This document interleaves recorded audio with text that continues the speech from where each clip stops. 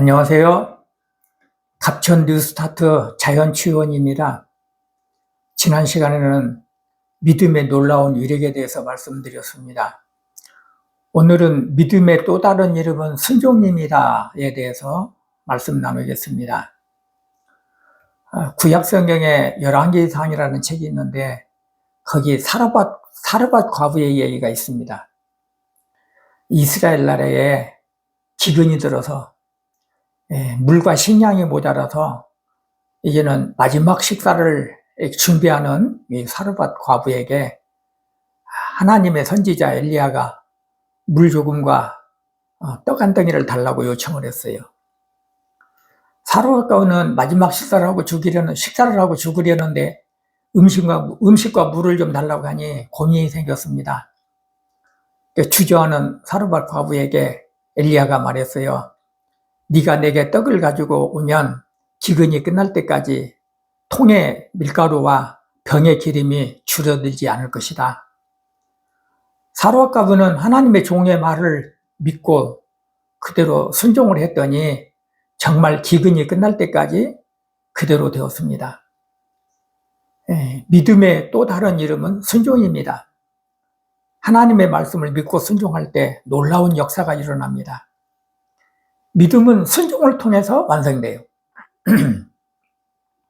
믿음은 할 수 없는 일을 하게 하고 볼 수 없는 것을 보게 하는 놀라운 파워입니다. 빅톨 프랭크는 이런 말을 했어요. 만약 사람들이 각자 꿈꾸고 있는 그런 인물로 대우해주고 격려와 칭찬을 아끼지 않는다면 그들은 자기가 꿈꾼 인물들이 될 것이다. 그렇게 말을 했어요. 사람들은 있는 그대로 평가하고 비판하는 것은 결과적으로 그들을 돕는 것이 아닙니다.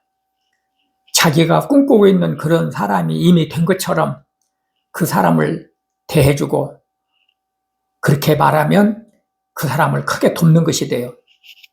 그래서 김 박사라고 불러주면 나중에 김 박사가 될 가능성이 높다는 얘기입니다. 미국의 소아마비와 천식을 알아서 촛불 하나 제대로 끌 힘이 없는 어린아이가 있었습니다. 아이가 11살이 되던 날 아버지가 그 아들에게 이렇게 말을 했어요.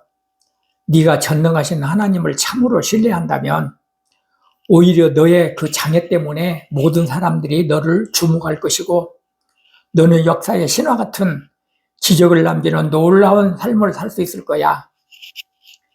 이 아이는 그 말을 믿고 그렇게 살기로 결심했습니다. 그 후 23년이 지난 후에 뉴욕주를 대표하는 의회 의원이 되었고 또 조금 있다가 뉴욕 주지사가 되더니 부통령을 거쳐서 미국 역사의 가장 어두웠던 시절에 미국의 신화를 재건하는 대통령이 되었어요. 1906년에 노벨 평화상까지 수상했던 이 사람은 바로 테오도로 루즈벨트 대통령입니다. 이 루즈벨트 대통령은 믿음으로 승리한 사람 중에 한 사람이에요. 믿음은 하나님이 주신 백기수표와 같은 큰 선물입니다.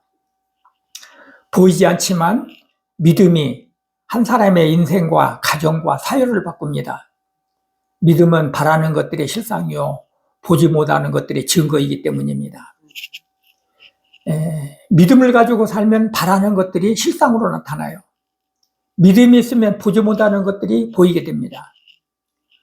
보기 전에는 믿을 수 없어요. 그렇게 말하는 사람들이 있지만은 믿고 바라보면 믿음은 힘이 있어서 언젠가는 실상으로 우리 앞에 나타납니다. 믿음이 마음을 지배하고 믿음이 몸을 지배하고 믿음이 행동을 다스리고 믿음이 미래를 만들어내요. 믿음에는 강력한 에너지가 있습니다. 내가 진실로 너희에게 이르노니 누구든지 이 산더러 들려 바다에 던져져라 하며 그 말하는 것이 이루어질 것을 믿고 마음에 의심하지 아니하면 그대로 되리라. 이 말은 이 사는 어려운 문제를 말합니다. 믿음으로 어려운 문제를 능히 극복할 수 있다는 얘기죠. 신앙인의 믿음은 어떤 자기 체면이나 긍정적인 사고 훈련을 뛰어넘는 것입니다. 신앙의 믿음의 근거는 바로 예수 그리스도예요. 전능하신 하나님과 그의 말씀을 믿는 것입니다. 이 믿음에는 사람이 상상할 수 없는 놀라운 힘이 있어요.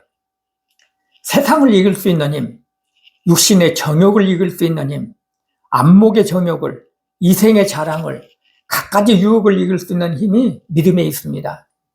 믿음은 죄를 이길 수 있는 힘이 있고 죽음을 이길 수 있는 힘이 있어요.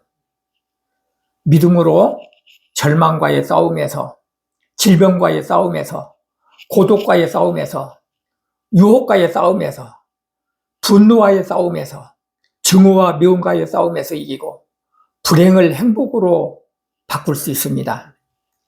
믿음의 놀라운 힘으로 건강을 회복하시고 희망을 가지고 성공하는 여러분과 제가 되기를 바랍니다.